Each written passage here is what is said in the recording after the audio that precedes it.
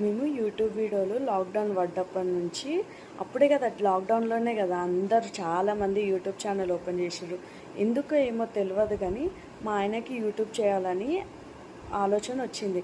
చాలా ఛానల్స్ ఏమంటారు క్రియేట్ చేసినాం, వీడియోలు చేసినాం, డిలీట్ చేసినాం. ఇప్పుడు లాస్ట్కి జల్సా ఫ్యామిలీ అని చెప్పి ఛానల్ ఓపెన్ చేసి మేము వీడియోలు స్టార్ట్ చేసినాం. నాకు తెలిసి మా ఇంకా 1 ఇయర్ కాలేదు ఇప్పుడు మేము ఛానల్ ఓపెన్ చేసి. అయితే అందులో 899 సబ్స్క్రైబర్స్ అయినారు.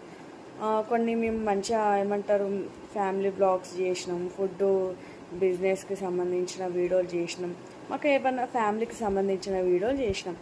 అయితే ఎందుకు మీరు యూట్యూబ్ ఛానల్ చేస్తున్నారని మా ఇంట్లో వాళ్ళు కానీ బయట వాళ్ళు కానీ ఎందుకు మీరు యూట్యూబ్ ఛానల్ చేస్తున్నారు, వద్దు అందరు ఏమనుకుంటారు అది. మేము తెలుసా మేము 5 ఇయర్స్ నుంచి మా పిల్లల వీడియోలు కానీ అన్నీ మిస్ అయిపోయినాం.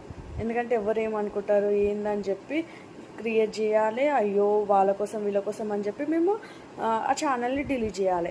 ఇప్పుడు గట్టిగా ఫిక్స్ అయిపోయినాం యూట్యూబ్ చేయాలని. మా ఆయన కానీ నేను కానీ, ఆయనకి పని పొద్దున పోతే రాత్రికి వస్తే కుదురుతలేదు కాబట్టి నాకు కూడా ఇంట్రెస్ట్ ఉంది చేయాలని. కొన్ని రోజులు డ్యాన్స్ వీడియోలు పెట్టినా మనము ఒక చెప్తాను, తప్పుగా ఏదన్నా ఏమంటారు గలీజ్గా బట్టలు కానీ మనము ఏమంటారు చేయకూడని పనులు ఏదన్నా ఉంటాయి కదా, గలీజ్ వీడియోలు కానీ ఇలాంటివి చేయకుండా ఉండి మనకి ఫ్యామిలీకి సంబంధించిన వీడియోలు చేసుకుంటే తప్పు లేదని నాకైతే నా ఫీలింగ్ అయితే అది.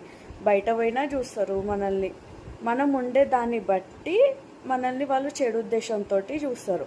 మనం మంచిగా ఉంటే మనల్ని మంచిగా చూస్తారు. మనం వేసుకునే డ్రెస్సింగ్ సెన్స్ని బట్టి వాళ్ళ ఒపీనియన్ మారుతుందని నా ఫీలింగ్.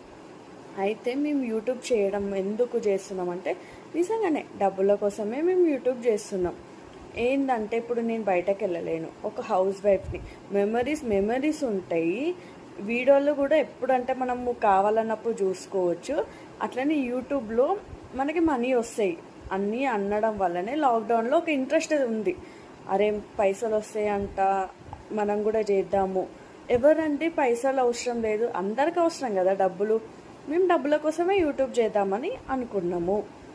ఇది ఇంకొకటి, ఎప్పుడన్నా రాని సబ్స్క్రైబర్స్ ఎంత లేట్ అయినా సరే, నాకు తెలిసి 899 సబ్స్క్రైబర్స్ అంటే నాకు ఏమంటారు వచ్చినారు చాలు, చాలా సంతోషం. ఇంకా కూడా మంచి మంచి వీడియోలు చేయాలని నేను అనుకుంటున్నాను. మాకు సపోర్ట్ కావాలి. అయితే ఇన్ని రోజులు మేము చాలా మిస్ అయిపోయినాము.